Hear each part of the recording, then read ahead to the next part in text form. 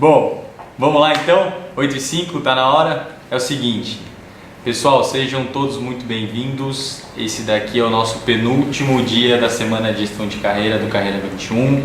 Então quem acompanha a gente, quem acompanhou a gente desde o começo, sabe que a gente já falou sobre carreira freelancer, carreira youtuber, também a gente já falou sobre carreira corporativa e hoje o tema é carreira empreendedora, né? Então a gente está aqui no Que Canto e vamos falar sobre empreendedorismo, principalmente na linha de startup, tá? A gente primeiro então essa programação de hoje, tá? E a gente está aqui para falar sobre esse assunto com o Alain Panossian, que tem 30 anos e que já empreende há 10 anos, né? Já liderando aí startups, já empreendendo há todo esse tempo. Então, obrigado pelo convite, obrigado por ter aceitado o convite, pela presença. E seguinte, vou só fazer um início, o Alain vai explicar para vocês melhor depois também das passagens dele, da história que é muito legal. Bom, ele é diretor de produto aqui do Que Canto, né? E um dos fundadores também, tá? Então, só para vocês entenderem um pouco do cenário atual hoje, da posição dele, e aí vai contar um pouco da história. Só para a gente alinhar também a questão das perguntas, né, Sheila? Eu acho importante eu comentar com o pessoal. As perguntas aqui, a gente, não sei se a gente vai conseguir ver todas, mas a Sheila está acompanhando todas as perguntas, então a gente depois do bate-papo vai abrir para perguntas, tá?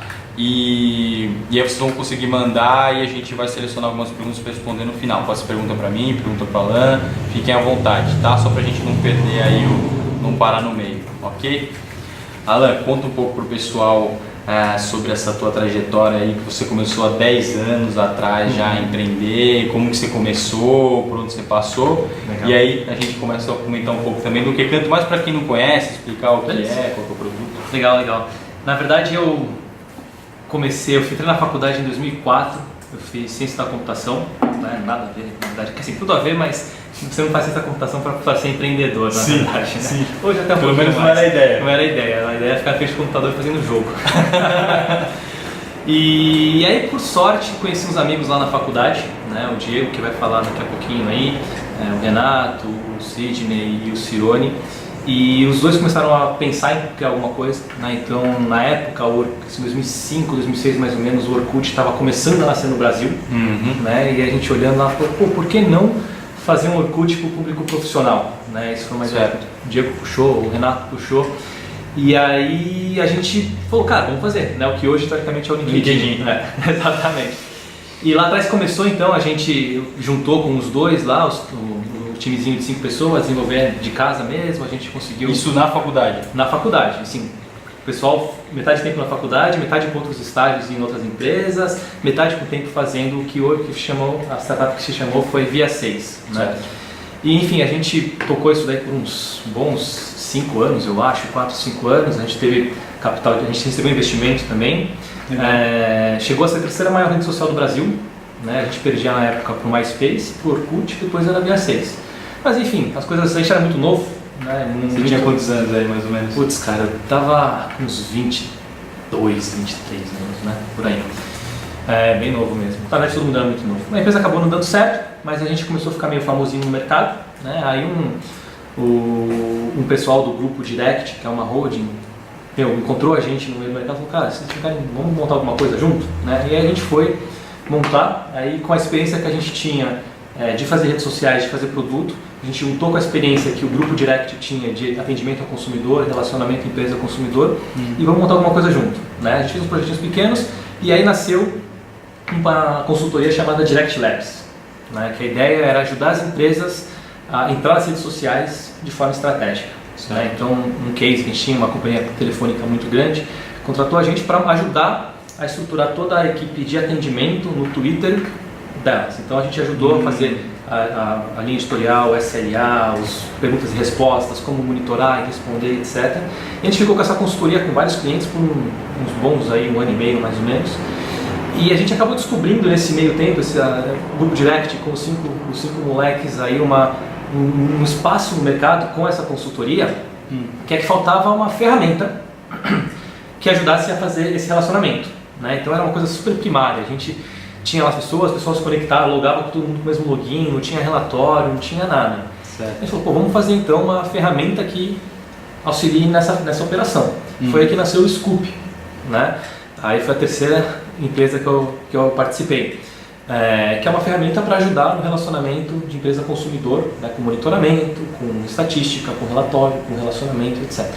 Né? O Scoop ficou tão grande que a gente acabou matando a Direct Labs, focando só no Scoop. Hoje o Scoop é uma das, acho que é a maior do Brasil, tá? Todas as empresas, todas as agências usam, marcas grandes usam. Foi comprada recentemente pela Sprinklr, que é americana.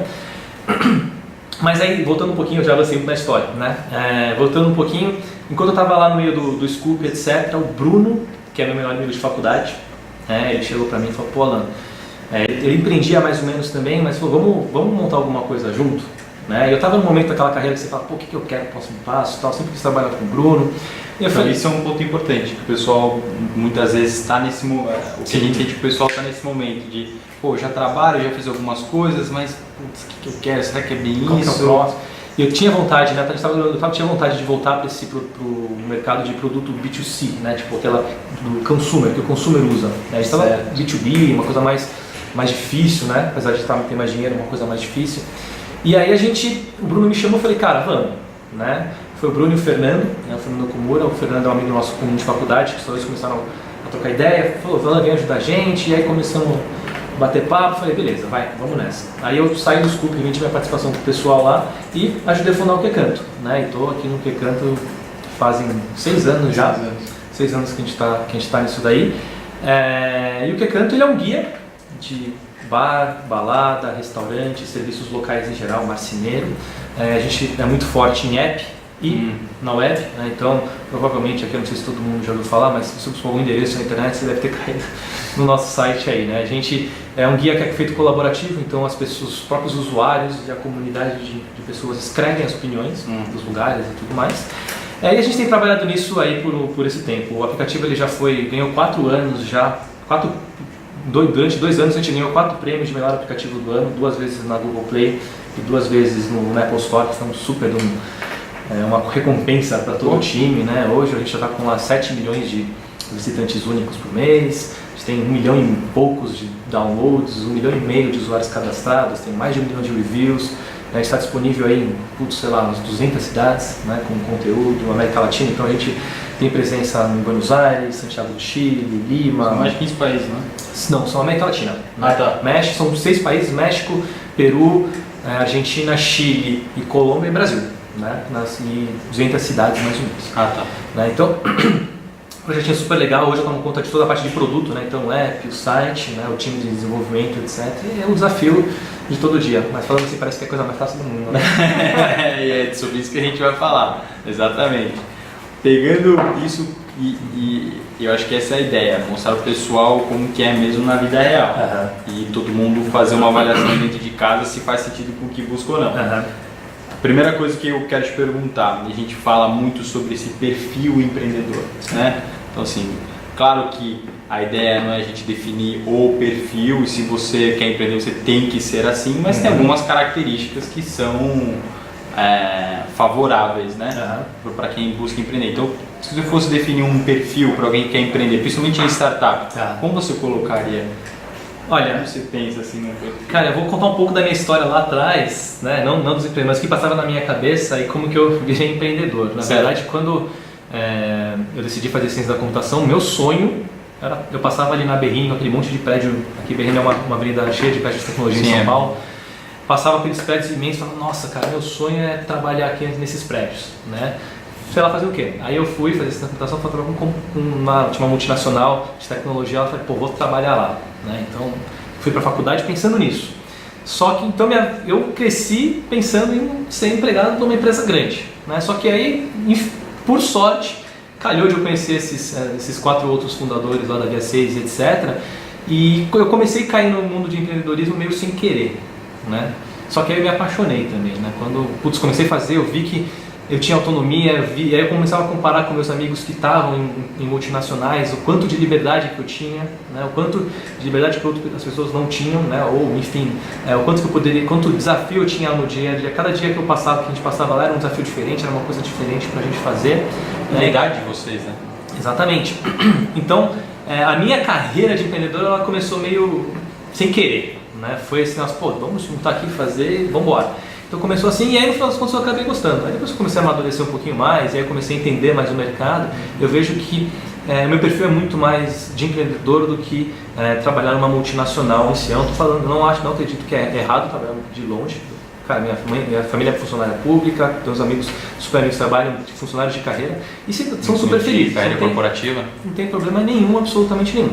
É uma questão, acho que, de perfil, né? Eu penso assim que, putz, o que para você ser empreendedor, o que você tem que ter? Eu acho que primeiro você tem que ter você tem que estar mais suscetível a aceitar riscos, né? Porque assim, realmente risco e incerteza todo dia, né? Quando você conta a história como um todo, se eu parar para pensar das 4 empresas que eu participei, 2 nem existem mais, uma deu certo e o canto está indo certo também. E a minha estatística é boa. Falar que 50% das iniciativas que eu fiz deram mais ou menos certo, pô, isso é uma estatística muito boa. É que eu não botei na conta os outros projetinhos mínimos que a gente vai fazendo, tipo o sitezinho que você junta no final de semana, que nem existe mais. Mas eu acredito então sim que estar aceito ao risco é bom. Eu acho que tem uma coisa que as pessoas não falam muito, mas no meu caso ajudou muito, ser um jovem com uma família levemente estruturada que conseguia bancar as minhas aventuras, né? Porque a diferença de quando você está empreendendo é que, cara, geralmente você tem um salário muito baixo comparado com o mercado, ou você não tem nem salário, ou você está tirando dinheiro do bolso para montar a sua empresa, suas economias. E eu tive uma família, minha família ela sempre me apoiou muito, falou, não, vai, testa, experimenta, etc. E então eu moro com meus pais, não tenho vergonha nenhuma de falar, e isso para mim foi fundamental porque ajudou, né, a ter um suporte financeiro, um suporte familiar para me ajudar. Então eu acho que, bom, você ter uma proteçãozinha mínima financeira, seja dos seus pais, seja uma renda passiva que você tenha, algum tipo de coisa, aceitar o risco, né, porque a partir do momento que você tem essa renda, você consegue se arriscar um pouquinho mais, deixar de um ano sem receber salário, está aceito, olhar para os seus amigos, todo mundo recebendo salário bonitinho e você não.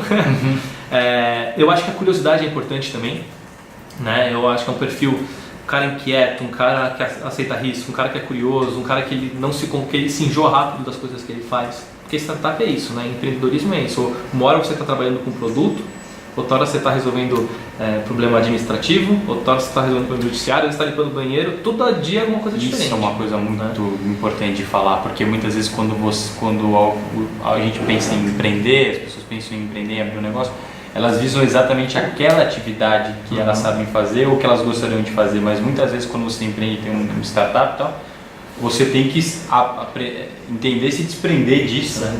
Bom, hoje eu vou fazer aqui, eu vou fazer aquele outro também, vou fazer aquele outro também. Isso, não, esse aqui é meu, não botar a mão. Não tem muito disso não. E tem que encarar tudo, porque assim, não é fácil. Minhas olheiras aqui, elas não mentem, né? Minha bosta aqui também. Então, até falando disso, hoje busca-se muito, e eu falo hoje, mas é uma tendência que, enfim, acho que da geração passada, mas na nossa geração ela sempre visa também questões profissionais de carreira, conciliar a vida profissional e pessoal. Como que você acha, como você vê essa questão de conciliar isso num startup? Tá. Não existe, a sua vida pessoal, ela vira a sua vida profissional.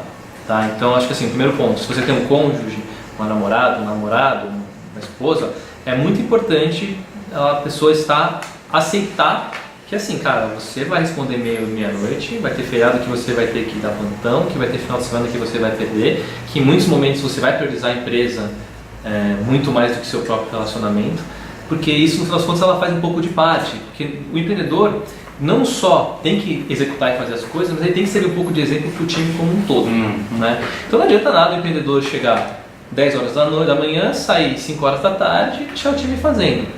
Você tem que estar lá disponível o máximo de tempo possível, até para você servir de exemplo e para você mostrar que, pô, vamos lá, né? Me sigam, porque no final das contas todo o seu time está seguindo o que você acredita, né? O propósito da sua empresa. Ninguém está lá trabalhando simplesmente pelo salário. Bom, o salário faz uma parte, mas o pessoal está porque compra a ideia, gosta do empreendedor, enfim, acredita nas mesmas coisas que você que acredita. E se você está lá, né, trabalhando das 5 horas por dia, 6 horas por dia, por que o seu time vai acreditar? Então a empresa está fadada a não dar certo. Então A minha vida inteira eu trabalhei 11, 12 horas por dia e eu me acostumei. Para mim não é mais um problema. Mas eu sei, assim, é um trade-off. Você troca muitas coisas, né? E tem outra coisa também que é interessante, que o seu próprio círculo de amizades acaba virando o seu círculo profissional. Né? Porque nesse meio você acaba conhecendo muita gente, né? Você conhece pessoal de outras empresas, eu estou num estágio que eu gosto muito de ajudar as outras empresas, né? Então eu acabo sendo advisor, investidor e ajudando outras startups e essas pessoas começam a ficar seus amigos. Então você vai sair no bar, você vai falar, seu círculo de amizade acaba sendo o próprio círculo de empreendedores da região, né? Então, meus amigos atuais, muitos deles são caras de startup, né? Ou caras de empreendedores, de tecnologia, etc. E quando eu vou no bar, eu vou na balada, não sei o que, eu vou com esses caras, né? Então, hoje assim, eu vejo muito como sendo misturado, que é o papo, você vai conversar, você vai falar de empresa, você vai falar das dificuldades, você vai trocar ideia. Então, não existe mais muito aquela coisa que, você sai, vai chegar em casa, não quero mais nem desliga o celular, não quero mais nem falar nada. Não, porque naturalmente seu ciclo de amizade acaba sendo o mesmo, né? E seu dia a dia acaba sendo isso, você passa muito tempo do seu dia na empresa e tudo mais, né? Que é meio que o estilo de vida, né? É um dos temas que a gente vai falar no nosso curso, que é justamente a gente saber diferenciar e saber entender qual é esse estilo de vida para justamente ver se é uma coisa que você busca, faz sentido com você, né? Exatamente. Porque independente da tua atividade, a gente está falando aqui de estilo de vida que também faz jus ao que você busca, o que você gosta, enfim, que você aprendeu a lidar, etc. Mas é diferente também do que só a atividade, né? Não, com certeza. Tem toda uma questão por trás, um ambiente por trás que enfim, influencia. Quando vocês receberam o primeiro aporte, né? Que eu acho até você pode comentar melhor, como que foi esse momento? Porque todo mundo quer empreender, busca essa hora que vem esse aporte, e aí como que é? A expectativa foi o mesmo que vocês tinham imaginado?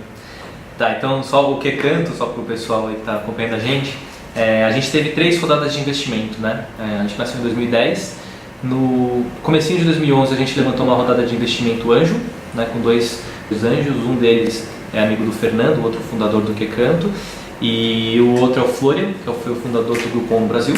Depois no final de 2011 a gente levantou uma rodada de investimento com a Axel, que é um dos investidores do Facebook, e com a Kazek, que é o fundo dos fundadores do Mercado Livre, né? Isso no final de 2011, e em 2014 a gente fez a nossa terceira rodada de investimento com a W7, que é um fundo brasileiro, né? Um fundo novo brasileiro, os caras são super bons, e essa foi a rodada de investimento que a gente fez. O investimento, sim, né? A nossa vida é uma montanha russa, né? Empolgações e desempolgações todo dia. Quando a gente levantou a pergunta de investimento, o cenário estava bem diferente do que estava hoje. Em 2011, né, o mercado brasileiro de startup estava muito quente, né, na época dos compras coletivas da vida, né, tinha muito dinheiro no Brasil, então era muito fácil, relativamente fácil, não muito fácil, não é verdade, relativamente fácil você levantar dinheiro. Então, se você tinha uma ideia legal, um time estruturada, um plano de negócio mostrando que você era bom de execução, etc., você conseguia levantar dinheiro, o que é muito diferente no cenário de hoje em dia, né? Tanto que a nossa terceira rodada de investimento foi bem mais difícil de levantar do que as nossas 2 primeiras. E assim, quando você levanta, cara, é aquela realização, né? Você fala, putz, cara, levantei uma grana aqui, a empresa vai dar super certo, mas esse encantamento acaba no dia seguinte, você fala, agora estou com dinheiro, agora eu preciso fazer esse negócio, cumprir tudo que eu prometi, né? E aí você vê que o negócio complica. E é muito engraçado, cara, pressão, assim, né? É uma pressão forte. No começo do Que Canto, quando era só nós 3 e mais 1 ou 2 pessoas com dinheiro próprio mesmo, cara, a responsabilidade era muito diferente do que era hoje, né? Hoje, antigamente a responsabilidade era muito mais a gente querer fazer o negócio funcionar porque a gente acreditava.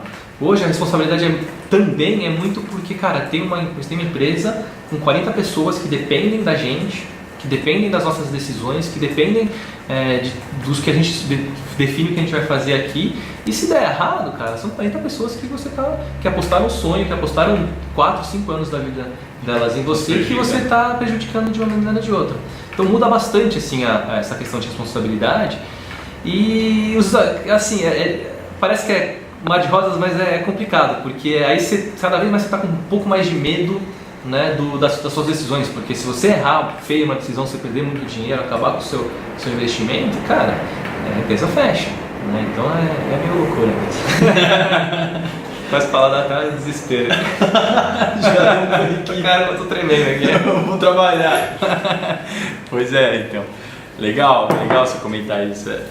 E até a gente falando sobre, e até falando aqui sobre startup, e com esses 6 anos de quando você vivenciou tudo isso, né? Quais são você avaliando hoje, empreendedorismo, startup, como que você enxerga essa carreira e alguns pontos positivos e negativos que você vê disso? Tá, eu acho que, cara, pontos positivos, é o que eu sempre falo quando dou feedback, quando a gente tem gente que quer trabalhar com a gente. O que é legal pra caramba em startup? Putz, primeiro, você participa muito do todo, né? Então, pode ser o desenvolvedor mais júnior, pode ser o head de marketing, todo mundo aqui consegue entender como o trabalho dele influencia na estratégia e no todo da empresa. Né? Com uma empresa pequena, geralmente o pessoal se conversa muito, tem muita troca de informação, tem muita rotatividade. A estratégia muda trimestralmente. Uma hora que a gente está focando em fazer marketing em São Paulo, no mês seguinte talvez a gente mude, vai fazer marketing no Rio de Janeiro, porque mudou todo o cenário, porque virou. Então muda demais, né? E isso, para quem gosta de aprender, para quem é curioso, é um parque de diversão, você aprende muito. O lado ruim disso daí é a estabilidade, porque assim, startup não consegue prometer plano de carreira para ninguém. Você fala assim, cara, você vai entrar aqui, daqui 1 ano você vai receber tanto, daqui 2 anos você vai receber tanto. Cara, é mentira, você não pode gerar esse tipo de expectativa. Porque você nem sabe se daqui 1 ano você vai estar vivo, e você não sabe nem se daqui 1 ano a mesma estratégia, a mesma planejamento que você está fazendo agora vai ser a mesma coisa. Cara, muda todo mês, você muda a estratégia. Né? Então, todo mundo que entra numa startup tem que estar com esse espírito de geralmente aprender mais, né? Pô, deixa eu aprender o máximo possível, depois eu decido se eu quero seguir a carreira em grandes corporações, eu quero continuar a empresa pequena por causa desses benefícios e tal. Geralmente também, empresa grande, aí depende um pouco, mas às vezes o pessoal da empresa grande, o fato de conseguir fazer um plano de carreira melhor, com benefícios melhores, então é um trade-off que você também acaba aceitando. Então eu vejo muito esses 2 tipos de cenários. Não acho que existe um cenário certo e errado. Aqui pelo que canto, passaram os 2 tipos de perfil. Então, cara, o perfil do desenvolvedor que é curioso, que quer aprender o máximo de coisa possível, que quer dar pitaco em marketing, sendo cientista da computação. E contratei pessoas de mercado que, pô, ele entrava aqui no Quecanto e falava, cara, isso aqui no Quecanto parece um jardim de infância. É uma zona, não tem processo, é gritaria, é bagunça. E ele saiu do mercado corporativo, voltou para o mercado corporativo, cara, não tem problema nenhum, era puramente uma questão de perfil. Ele é aquele cara que, pô, precisava, né, de um plano de carreira, uma coisa mais estável e etc. E vivenciou na pele, viu como que era e voltou. E voltou, não tem erro nenhum. Assim como tivemos o contrário, tá? A gente contratou uma menina excelente, super boa, que foi o primeiro emprego dela, né? Aí ela ficou com a gente, acho que uns bons 2 anos, falou, cara, agora eu quero experimentar como que é a vida numa empresa grande. E ela falou, não tem problema nenhum, vamos lá que eu te ajudo, faço sua carta de recomendação, eu te ajudo a achar emprego numa empresa grande. Fiz umas indicações, não foi exatamente a empresa que eu indiquei, mas ela foi para uma empresa grande e ela também está super feliz lá. Então, não é certo ou errado, eu acho que é uma questão de querer experimentar, fase de vida, tem muito disso também. Né? Quando você está jovem é mais fácil você arriscar, quando você já tem família já fica um pouquinho mais difícil, então é bom ter estabilidade. Então, eu acho que é um pouquinho da minha visão, né? É isso. Legal. E a gente pegando essa questão do estilo, né, e pensando em dicas talvez, o pessoal que sai da faculdade, acho que uma dúvida que é comum, sai da faculdade já trabalha há algum tempo, a ideia é começar a empreender por entender que tem uma boa ideia, ou começar a, enfim, decidir que quer empreender e ao longo desse tempo encontrar boas ideias. Que eu acho que tem muito disso. Pô, tive uma boa ideia, eu vou virar empreendedor agora, então eu vou fazer. Ou, não, ao contrário, eu vou decidir, quero empreender e ao longo desse processo eu vou encontrando ideias ou possibilidades e vou... Tá, isso o que vem antes, né? O ovo ou a galinha. Difícil dizer, cara. O que eu sei que, pelo menos comigo, o que aconteceu foi que uma coisa foi levando a outra. Né? Se você voltar na história que eu comecei a contar, pô, foram 5 moleques, 2 moleques que puxaram mais 3, que começou a fazer uma coisa que a gente ficou famoso no mercado, que virou uma consultoria, que depois virou um produto. Então, tipo, nada foi planejado assim, queremos fazer um produto. Isso foi uma evolução, né? O Quecanto não, o Quecanto nasceu já, falando, temos uma ideia. Só que aí você já tinha empreendedores, então fica um pouquinho diferente, né? Porque eu já era empreendedor, os outros 2 founders também já eram empreendedores. Então muda um pouquinho. Então eram 3 pessoas que já empreendiam, que com uma ideia nova vamos chegar e fazer. Né? Agora, se é a primeira ideia, a primeira iniciativa de um empreendedor, 99% de certeza que vai dar errado.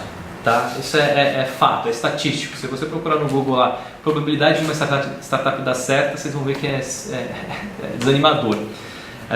Mas o que eu sei é que nunca ninguém acerta de primeira, principalmente quando é jovem, e nem quando é mais velho também, porque ele tem muitos vícios que empresas grandes não funcionam para fazer startups, que é outro tipo de work style. É que assim, você vai errar.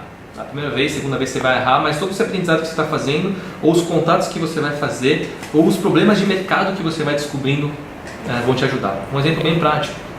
A gente tem, além do QCanto, a gente tem um spin-offzinho de delivery super legal, que foi uma chamada Delivery Direto, que foi vendendo o QCanto para os donos de estabelecimento. A gente descobriu uma super dor no mercado. A gente falou, cara, aqui tem uma dor gigante que a gente pode explorar. Vamos montar um produtinho para resolver isso aqui? E a gente foi e criou esse Delivery Direto, que é uma plataforma white label de pedido de delivery, e cara, tá bombando também. E foi uma coisa, de novo, né, uma coisa que vai levando a outra. Então, só provavelmente a primeira startup que você vai fazer não vai dar certo, mas você vai conhecer muita gente, você vai entender mais o mercado, você vai descobrir outras dores e outros problemas que talvez a sua próxima startup dê certo. Né? Tocando nesse ponto, acho que é uma coisa legal comentar, é que assim, a vida de empreendedor startup é uma vida difícil, você fica sem ganhar dinheiro por muito tempo, depois quando dá certo você ganha bastante dinheiro, que é compensador, etc. Mas eu acredito que não é uma coisa para qualquer um. Por quê? Eu sempre falo assim, você quer empreender? Cara, assim, empreende o mais cedo possível, porque você sempre vai errar, você vai errar 2, 3 vezes, você vai ter esse tempo de descobrir o mercado.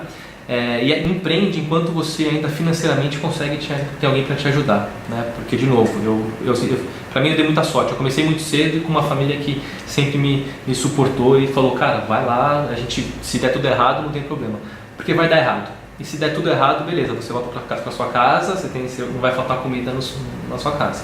Agora, se deixa para empreender quando você, por exemplo, já tem uma família, né? Ou você já tem filhos, ou você já mora sozinho com gastos altos, você tem que correr muito menos risco, porque se você vai ficar, sei lá, 1 ano sem receber salário, ou você vai botar dinheiro próprio, a empresa não vai dar certo, você acaba com as economias, e você ainda tem o seu custo fixo ali todo mês para pagar, comida, filho, etc. Isso vai te deixar, as suas decisões que você vai ter nesse momento de startup, elas vão ser balizadas muito mais, porque se o negócio pode dar dinheiro do que se... preso no que você tem fora do que a melhor opção no Exatamente. Então você vai ter que pegar todos esses seus problemas e suas dependências. Putz, se eu der errado aqui, cara, meu filho que vai ficar sem comida, o condomínio que eu não vou conseguir pagar, o aluguel que eu não vou conseguir pagar, e suas decisões começam a ser tomadas de forma errada. Quando sua cabeça está 100% focada no negócio em si, em que você pode tomar as decisões pro negócio e não para você se você conseguir tirar R$100 a mais ali para você pagar a sua conta, geralmente é onde dá certo. Né? Então eu acho super importante. Se você quer empreender, ou você começa muito cedo quando você está com seus pais, ou você empreende tendo que você tem algum colchãozinho mínimo financeiro disposto a usar. Ou você pode colocar um deadline. Cara, eu tenho uma grana que eu juntei aqui com o meu estágio, com a minha empresa, vou ficar 1 ano e nada mais tentando isso aqui. Porque se não der, eu volto para o mercado e não quebro. Né? Porque acaba acontecendo isso, é muito difícil de fazer, porque o pessoal começa a entrar no ciclo, empreende 1 ano, aí fala, não, mais 6 meses, e aí mais 3 meses, e aí vai levando, cara, chega muito, o cara entra numa bolha de dívidas, acabou a vida do cara, e o cara já perdeu muito tempo, já perdeu o contato com o mercado, e aí ele ferrou com a vida dele. Ficou mal visto. Né? Às vezes tem empresas que gostam de pegar o cara que quebrou muito a cara e tal, mas você vai ter que se realocar no mercado, então... assim, e com receio de acontecer de novo. Exato, então tem bastante problema. Não, mas eu acho que isso é interessante, pessoal, só pra gente levar um pouco dessa realidade aí, e que tem essa questão mesmo do desafio, da recompensa, mas ficar atento que, poxa, peraí, esse ambiente ele também, por ter essas recompensas grandes, ao mesmo tempo eu vou também correr certos riscos de voo. Né? Então é só para justamente você estar alinhado, né? Você não pode usar a Mark Zuckerberg, usar esses caras aí como sendo um exemplo. Tá? Isso daí, cara, estatisticamente a maioria falha E mesmo nos Estados Unidos é muito diferente o mercado, então a cultura americana ela é muito mais, ela aceita muito mais a falha do que no Brasil. Então você vai lá nos Estados Unidos, você tem uma startup, ela falha, pô, o pessoal, pô, legal, cara, você tem uma startup, show de bola, falhou, não tem problema. Aqui você sempre tem aquele medo de falar, putz, cara, eu queria negócio, fechou. Aí a pessoa já fala, nossa, o cara perdeu 1 ano da vida dele aqui nesse negócio e não deu certo. Então é uma questão um pouco cultural também que atrapalha bastante, na minha visão, empreender no Brasil. Eu acho que está mudando um pouquinho, recentemente eu acho que esse movimento de empreendedorismo, de startup, cara, startup weekends aparecendo, aceleradoras, investidores anjos, eventos toda hora, eu acho que isso ajuda bastante, que essa versão a falha começa a ficar um pouquinho mais, ela diminui, né? Então, e já sabe que tem a falha, mas você acaba se preparando um pouco melhor, começa a estar mais bem preparado. Acho que esse é o... exatamente. Você saber onde você está entrando, porque o pior de tudo é você entrar achando que não é. Não é tudo, mas tudo bem, o meu vai dar certo. Não, tudo bem, o meu vai dar certo. Pode dar certo com certeza, mas a chance de dar errado é muito maior. Você tem, e você tem que entender que justamente você vai passar por etapas, né? Então, eu acho que faz sentido total essa condição e também você saber onde você está, o ambiente que você está adentrando, né? Tem uma coisa que eu penso também, a gente vou falar sobre isso, tem mais uma pergunta, depois a gente abre para perguntas, né? Alguém que saiu da faculdade, já trabalha um tempo, quer empreender, é uma estratégia às vezes trabalhar numa startup e depois necessariamente abrir seu próprio negócio? Para sentir como que é, ver na pele, aprender e falar, pô, agora eu vou fazer o meu. Eu acho que é válido, mas eu tentaria fazer isso o mais rápido possível, porque você acaba de se formar, você vai se formar com uns 26, 27 anos.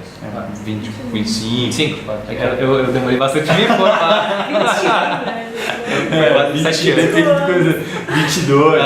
Enfim, desculpa. Mas enfim, aí você se forma, aí você vai ficar lá 5 anos estudando, aí você vai começar a empreender, sei lá, com 30, putz, aí você tem que tomar um pouquinho de cuidado com isso. Entendi. Eu acho que sim, é válido, né, porque startup é loucura, você vai aprender muito. Eu acho que talvez às vezes pode ser tão bom quanto começar. Eu prefiro, na verdade, você começar na faculdade e quebrar a cara logo de cara, que você vai aprender muito mais do que você ficar um ano como fazendo estágio numa startup. Isso é a minha visão, tá? Mas, cara... mas nesse sentido vale, até porque você já vê na pele rápido se é isso mesmo ou não, né? Exatamente, eu prefiro um pouquinho isso. Até ver o timing. Pô, se você não está mais na faculdade, já passou um tempo, então pense o seguinte, bom, vou trabalhar em uma que de certa forma vou estar um pouco mais seguro, vou sentir essa coisa de empreender e se eu quiser mesmo eu começo. Acho que, mas na faculdade talvez já... Legal, avaliar tudo isso. Bom, última coisa, que a pergunta aqui que é, você já pensou em parar de empreender? Já. Trabalhar numa grande empresa, com a questão corporativa, as coisas definidas, as funções. Putz, cara, acho que toda a grande mudança, o Ricardo ele já passou por muitas mudanças, assim, que foram mudanças que você deitava de noite e falava, cara, o que eu tô fazendo aqui? Teve uma época que a gente desligou quase metade do quadro da empresa, que foi um momento super difícil pra gente, que a gente mudou a estratégia total da empresa, foi um momento profissional pra mim super complicado. E você pensa, cara, será que eu aguento mais 5 anos, 10 anos fazendo isso daqui? E eu já tô há 10 anos, né? Mas aí você acorda no dia seguinte e fala, puta, vamos lá galera, você lança um produtinho novo que nem esse do Delivery e fala, cara, isso aqui é muito legal, vamos criar, continuar. Então é muito instável, é muito tipo 880. Sim, eu já pensei em fazer, hoje não penso, porque eu gosto, hoje eu tô muito super feliz com o que a gente tá fazendo aqui, com o que canta super bem, Delivery direto aparecendo aí também. Mas, cara, pensar você pensa, não tem como não pensar. E eu acho que é a mesma coisa do outro lado, né?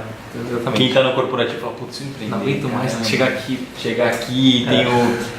Isso é uma coisa legal pra gente falar, só pra gente fechar. O pessoal, eu já ouço muito por aí, o pessoal me procura e fala, pô, eu quero empreender, quero ter um negócio, não ter chefe, não ter ninguém chefe. E aí, como que é startup? Você não tem como que é o investidor, né? E como que é o teu cliente, não é o teu chefe também? Na verdade, o investidor vai muito do alinhamento que você fez com ele, né? Os nossos investidores são excelentes, assim, cara, um super relacionamento bom, é de sócio mesmo, de parceiro. Mas eu já passei, inclusive no Rabicho, foi uma empresa que eu investi, a relação azedou um pouquinho porque a gente como investidor não fez o que a gente deveria ter feito. A gente começou a dar muito pitaco, encher muito o saco dos empreendedores e começou a azedar a relação. Então a gente estava quase um chefe do empreendedor, que foi um erro nosso. E tipo, eu falando, cara, eu tô fazendo tudo errado, né? Mas assim, antes do chefe, o maior problema não, mas a questão é essa autocobrança que você vai ter que ter quando tem responsabilidade, né? Então, é aquela história que eu falei, lá no começo do Que Canto, quando era 3, 4 pessoas, era uma coisa. Agora que a gente tem 40 pessoas, a responsabilidade vira seu chefe, né? Aí você vai falar, cara, eu não posso errar porque são 40 pessoas que dependem das decisões do que a gente está fazendo aqui no dia a dia para tomar, cara, não perder emprego, acabou, já era, né? Sim. Então, esse é o maior, não é na questão de chefe, ter ou não ter chefe, é a responsabilidade que você vai fazer. E às vezes, como eu falei, quando a gente trocou, a gente desligou metade da empresa, falou, cara, são metade de pessoas que a gente está desligando, mas você tem que pensar, cara, se eu não tomar essa decisão aqui, é o risco de eu acabar com a empresa inteira, né? Entre aspas, te conforta, um conforto meio ruim, mas conforta. Então, é isso que pra mim eu acho que é o mais difícil, chefe, cara, esquece, chefe é o de menos. Bom, vamos lá, vamos às perguntas. VM Libo. Acho legal mandar os nomes assim pra gente entender. Bom, tudo bem. É o Libo. É isso aí, Libo.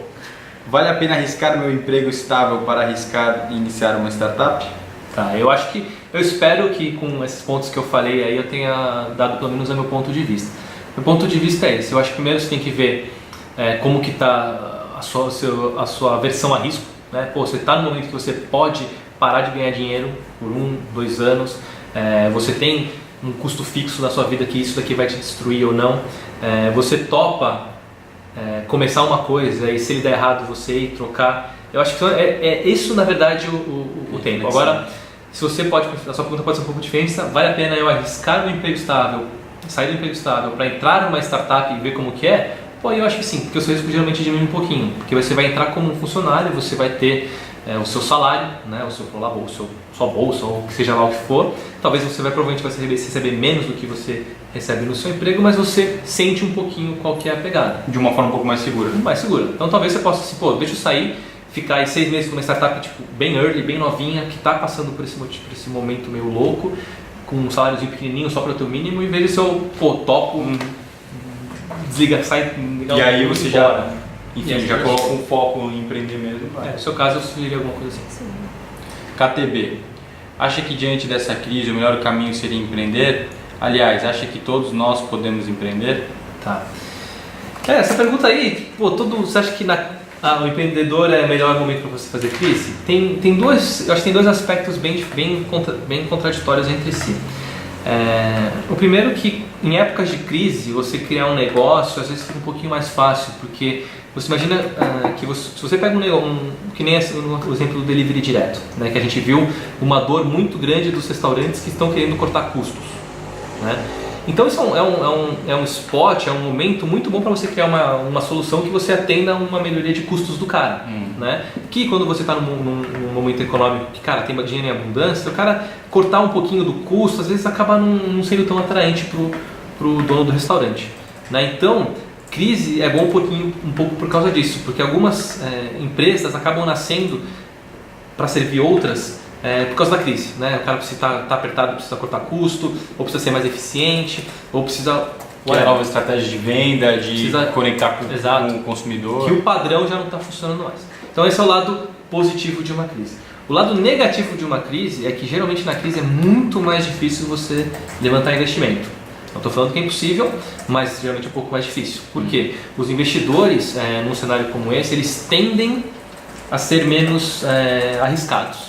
Né? Pensa você como investidor, você tem lá 100 mil reais para colocar, você vê assim o país bagunçado pra caramba, você botando dinheiro na renda fixa recebendo 15% ao ano, e o investidor tem 100 mil reais ele vai pensar, eu vou pegar esses 100 mil reais, vou colocar num fundo seguro que vai me dar 15% de rendimento ao ano, ou vou pegar esses 100 mil reais e vou colocar numa startup, cara, que a chance de ele existir ano que vem é gigante.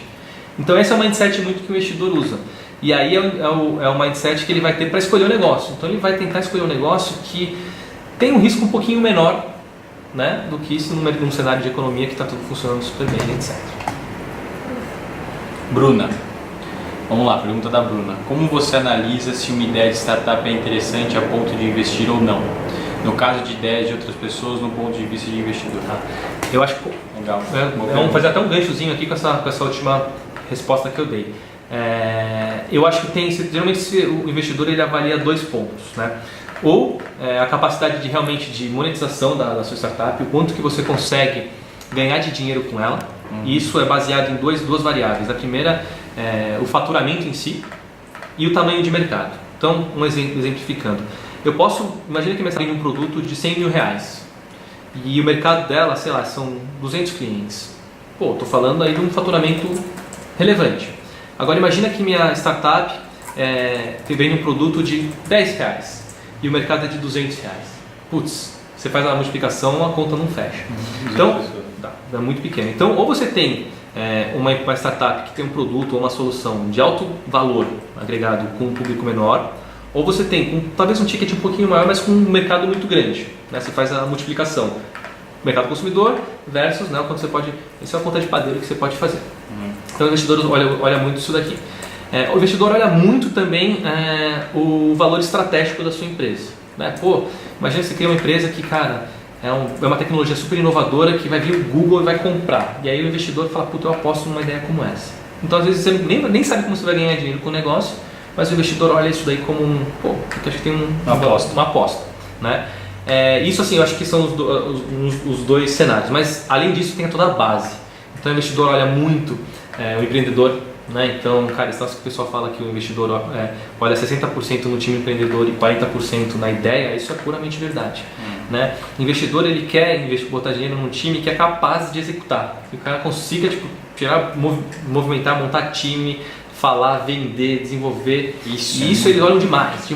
Então o fato de quando você tem um track record, sei lá, por isso que para o Recanto foi relativamente fácil de levantar dinheiro, porque tinha todo o histórico meu, todo o histórico do Bruno, todo o histórico do Fernando, com o mercado quente, então foi relativamente fácil para nós. Com os contatos, etc. Então você vai lá, vai falar com o investidor, cara, você é perdido, não consegue nem falar como você vai executar, a chance de dar certo é meio baixa. Então não é assim, eu tenho uma ideia muito boa, acabou, o investidor vai vir. Tem uma frase que eu gosto pra caramba que fala que ideia é commodity. Né? Ideia é commodity, o que importa é a execução. Né? Então você pode ter uma ideia. Os investidores eles preferem investir numa ideia medíocre, uma ideia pequena, que um time altamente capaz de executar, do que numa ideia mirabolante e ferrada com um time que não consegue. E faz todo sentido. Né? Mais perguntas aí? Keinei. Vamos lá. Você teve algum planejamento de mercado para o Recanto ou a startup é apenas a execução da sua ideia? Tá. Sendo bem sincero, a gente imaginava que o Recanto, a gente via na verdade inspirações, né? A gente via o mercado americano, né? De guias, a gente via o mercado local crescendo muito com cupons, com etc. A gente falou, cara, aí tem um mercado muito grande. Né? Então a gente foi um pouquinho meio que na louca o lançamento do Recanto. Mas de novo, tá? A gente nasceu numa época muito diferente do que é hoje. Hoje o Recanto, se fosse para nascer como a gente nasceu em 2011, provavelmente não daria certo. Porque o Recanto é um tipo de empresa que precisa de muito de capital no começo, porque a gente não faturava nada, né? A gente fatura a nossa audiência, então a gente precisa ter gente usando, gente baixando o app, gente consultando, para a gente pegar esse volume de pessoas e vender isso como mídia. E no começo você não tem isso daí, né? Então você vê como é bem diferente dos modelos que eu estou falando, né? Então lá atrás a gente teve que receber investimento para ficar 3, 4 anos só gastando para montar o produto, para montar marketing, para montar a marca, para engajar as pessoas, para depois do 4º ano falar, bom, beleza, agora a gente está com, sei lá, 6, 7 milhões de visitantes únicos, acho que agora dá para começar a ganhar dinheiro com isso. Né? Então o Recanto ele nasceu meio que isso. As despesas que hoje têm nascido, se você parar para pensar, as empresas estão levantando dinheiro, etc., elas têm um aspecto diferente, elas têm o que a gente chama de cash flow positive desde o começo, ou seja, ela já nasce ganhando pelo menos algum tipo de dinheiro. Pode não ser muito, mas ela tem um modelinho de negócio ali já meio desenhado. Que teoricamente vai sustentando. E aí a necessidade de aporte de dinheiro é muito menor. Então assim, tem muita da questão do timing das coisas. A gente deu sorte, né? Eu não vou falar que foi 100% mérito nosso, não. Não, teve a questão de timing que a gente acertou, teve sorte, teve um momento, né? Então, e eu acho que isso é um pouco do empreendedor, que você começa a ficar meio malaco nesses negócios, e você acaba vendo uma oportunidade e fala, cara, deixa eu já criar que fez nosso do delivery. Fala, cara, tem um timing, vamos atacar nisso aí. E que isso também vem de você sacar o timing e de você estar no timing pronto por tudo que você tinha feito antes. Exatamente. Não é assim, então eu vou esperar que o timing aparecer, que eu vou dar sorte, e por que eu não tenho sorte? Não é isso, né? Exato. A gente falou isso na aula, que na verdade não é ter sorte na carreira, mas é você estar preparado para a hora que precisar você. Exatamente. Isso é a sorte, né? Exatamente. Daniel Nunes, tenho vontade de começar a empreender em breve e gostaria de saber, vocês viram uma brecha no mercado e investiram nisso na criação do Recanto? Então vocês viram uma brecha para criar o Recanto? Tenho várias ideias de startup, mas não sei se o momento é propício para cada ideia. Bom, a gente falou um pouco do momento da crise. Devo não me importar com a concorrência e ir testando cada ideia até funcionar? Tá, deixa a pergunta aqui, que são muitas perguntas. Acho que é essa questão do que ele quer empreender, enfim, ele tem o... Tá. Se falar em termos de momento, Daniel, para mim, eu acho que hoje o momento é para achar empresas, dado a crise, dado todo o cenário, achar empresas que trabalham em cima de eficiência, redução de custos ou coisas muito disruptivas, né? Porque simplesmente empresas que têm uma ideia que pode ter milhões de usuários, eu acho que hoje, no momento do Brasil, é difícil, né? Então eu gosto muito mais das ideias nascentes hoje, ideias que consigam ter um modelinho de negócio de faturamento desde o começo, tá? Mas de novo, isso é uma questão de timing, não é que o tipo de empresas tipo Recanto, Facebook são ruins, né? Facebook é o maior exemplo do mundo, né? O Facebook ele ficou, não sei, 6 anos, 5 anos sem faturar R$1. E aí, meio engraçado, eu fui no evento, cara, o Facebook nem estava no Brasil direito ainda, eles vieram, o Mark Zuckerberg deu uma palestra aqui no Brasil e para os alunos de Harvard, que foi onde eu fiz estágio, e aí eu fui lá, eu, o Bruno, outro fundador, e ele falando lá, não, a gente está com não sei quantos milhões de usuários. Ele falou, tá, beleza, o Facebook nem existia no Brasil, a gente nem sabia que era Mark Zuckerberg. E aí o Bruno mandou a pergunta, tá, como vocês vão ganhar dinheiro? Aí a gente olha e fala, puta merda, que pergunta idiota. Os caras estão faturando bilhões, meu. Porque foi isso, eles conseguiram muito investimento, eles esqueceram a base pra caramba e hoje eles ganham dinheiro com o Facebook Ads e é muito dinheiro que eles ganham, muito dinheiro. Então, mas... e a gente seguiu meio que o mesmo caminho, mas a gente mandou essa pergunta. A outra, devo não me importar com a concorrência e testando cada ideia até funcionar? Eu acho que, cara, é difícil, depende muito da concorrência, né? Pô, você vai brigar... E uma só, né? Eu não vou fazer testar várias ideias ao mesmo tempo e ver qual pega pra fazer. Olha para as que você tem e fala, pô, essa daqui eu acho que é... É que eu acho que esse nosso de concorrência é complicado, eu não vou fazer pô, tô com uma ideia que quero fazer um site que as pessoas vão digitar alguma coisa e vai buscar alguma coisa e vou dar um resultado de busca.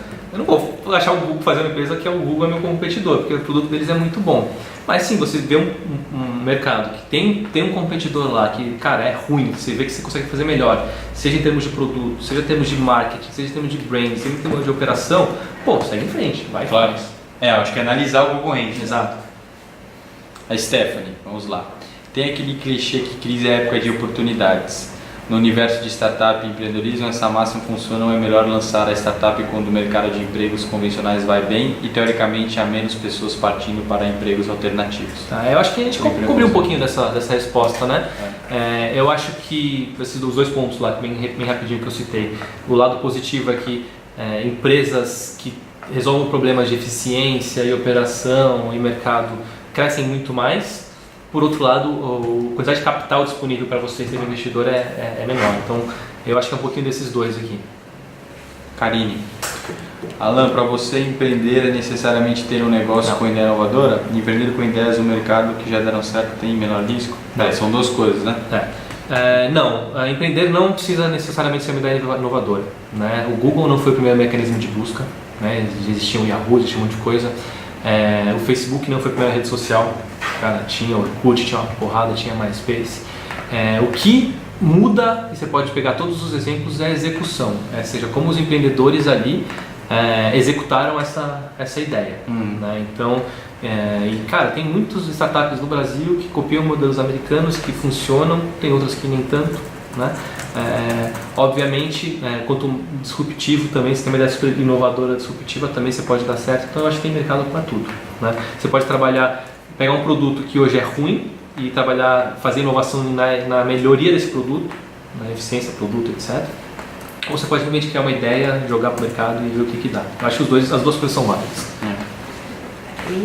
E tem uma coisa que é legal, até só para a Sheila pegar a pergunta, você pode também, se você sentir que você tem esse perfil empreendedor, existem algumas, não muitas, mas algumas alternativas de você usar desse teu gosto de empreender em outras empresas. Sim. Você pode trabalhar numa empresa como empreendedor. Pô, você é dono desse meu produto aqui. Sim, isso é uma você coisa... vai vender esse meu serviço. Isso é mas você trabalha para a empresa X. Isso é muito legal. Eu acho que o fato desse nosso empreendedorismo estar meio que bombando hoje, as empresas estão vendo que para reter talento, não adianta simplesmente chegar, pagar um saláriozinho e etc. Opa, tá acabando o tempo, vamos correr. Então as empresas têm criado esse ambiente de inovação, esse ambiente hacker dentro delas mesmas para tentar motivar isso. Basicamente é você ser um empreendedor in-house, você pegar um produto, um projeto, assumir e tocar como se fosse a sua empresa. Isso é super válido, super legal. O mercado vai se adaptando, as empresas começam, peraí, luta, a gente tem que ajustar algumas coisas.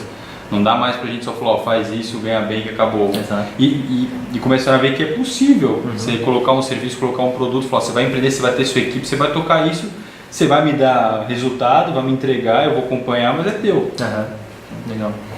Últimas. Caio, a empresa funcionaria com esses investimentos ou haveria mais dificuldades financeiras? No caso, não. Porque tanto ele, se não tivesse levantado grana, dificilmente a gente teria conseguido chegar onde a gente está hoje, né? Porque a nossa empresa é uma empresa que precisava muito de faturamento, de audiência para depois futuramente vender essa audiência, né? E a gente até poderia ter crescido organicamente, lá com as 4 pessoas tirando um pouquinho de dinheiro por mês, mas o risco era a gente talvez demorasse muito mais. A gente não demoraria, sei lá, 3, 4 anos, a gente demoraria 6, 7 anos, aí nesse meio tempo, cara, já virou mercado, muita coisa pode acontecer. Posso compartilhar seu e-mail pessoal? Você tá Pode. alan@pegando.com? Pode. As 2 últimas perguntas. Vamos lá, tá chegando. Aqui o João Tá respondeu chegando pra ele. via correio.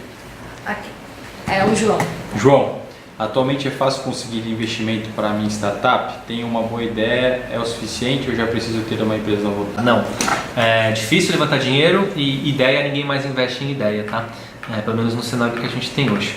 Ela vai investir na ideia e no time que está executando. Então, se por exemplo você, cara, tem um histórico ferrado de, cara, conseguiu montar várias empresas, dá super certo, ok, beleza, aí você fala para o investidor, cara, eu tô com uma ideia que é mirabolante, mas assim, eu não posso tirar dinheiro do meu bolso, eu preciso de grana para tocar.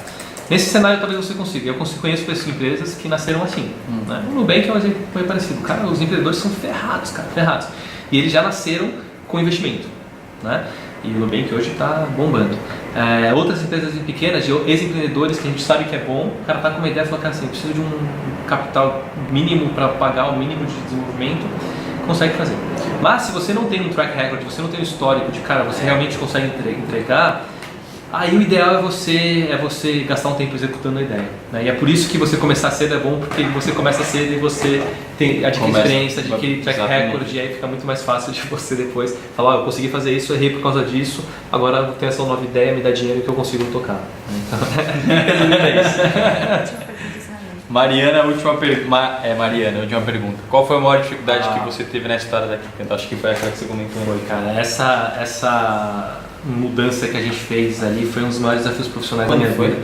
Foi na virada de 2013 para 2014. Foi super difícil. Foi uma decisão que a gente tomou com os fundadores e mais membros do time aqui, que a gente teve um trabalho gigante de fazer esse desligamento e também um trabalho gigante de trabalhar com as pessoas que continuaram dentro do Kikento para falar, cara, não, tá tudo funcionando, é só realmente uma mudança de estratégia e tudo mais, né? 2014 a 2015, errei a data. Foi de 2014 a 2015. Mas então, mas teve várias, tá? Que esse aqui é um exemplo bem clássico que eu acho que dá quando você... foi uma decisão muito difícil, mas cara, quando a gente foi levantar a nossa segunda rodada de investimento, foi um momento que a gente falou, cara, o dinheiro vai acabar e se a gente não conseguir levantar dinheiro, a empresa vai pro saco. Cara, teve momentos que a gente está fazendo pivotamento, cara, a gente é isso, agora a gente não acredita mais nisso, a gente vai ter que virar aquilo. Então são momentos difíceis que, cara, você tem um momento difícil a cada 3 meses no mínimo fazendo, né? Pessoal, é isso. É isso aí? Startup é isso. Eu tô estressado aqui, já tô cansado, eu vou pra casa dormir agora. Tomar um choque pra dar uma relaxada. Show de bola. Bom, seguinte, então agora nós vamos ficar com a palestra do Diego sobre empreendedorismo, né? Vai ter um tempinho aí, então vocês conseguirem aguardar alguns minutos só da gente fazer, né, a passagem aí da transmissão da palestra do Diego, que o Alan comentou, da Scoop, também tem uma trajetória bem legal. e que vai posicionar para vocês algumas reflexões, algumas maneiras de pensar assim, bom, como eu vou começar, o que eu tenho que olhar, como eu avalio isso, de uma forma um pouco, de alguns exercícios práticos também para você que quer entender sobre esse mundo do empreendedorismo, tá? Então, vocês vão ficar com essa palestra agora. Amanhã a gente vai ter o nosso último dia da semana de gestão de carreira, que aí nós vamos conversar sobre economia colaborativa, então carreira do terceiro setor, então dessas novas economias que estão surgindo, colaborativa, economia criativa, que também é uma alternativa, é algo atual que as pessoas também estão buscando por ter um retorno bacana e ter possibilidades de conhecerem coisas novas, enfim.